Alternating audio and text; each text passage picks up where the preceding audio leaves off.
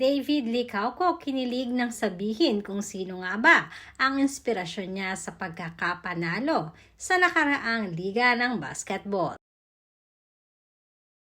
Wala pa rin talagang kupas ang isang David Licauco pagdating sa kanyang passion, ang pagbabasketball.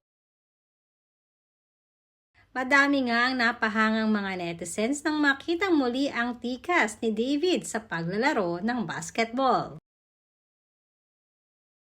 Na talaga namang umani ito ng napakaraming komento galing na rin sa mga netizens.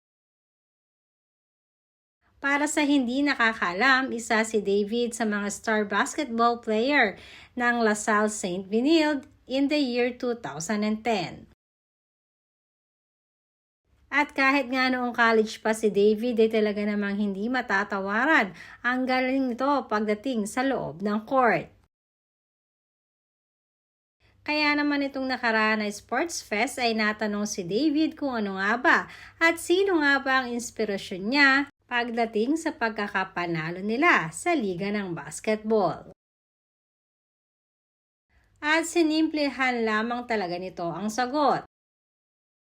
Sinabi nga ni David na family di umano niya ang kanyang naging inspirasyon at pagkatapos nito ay napangiti si David at pabirong sinabi na sino pa, si Barbie.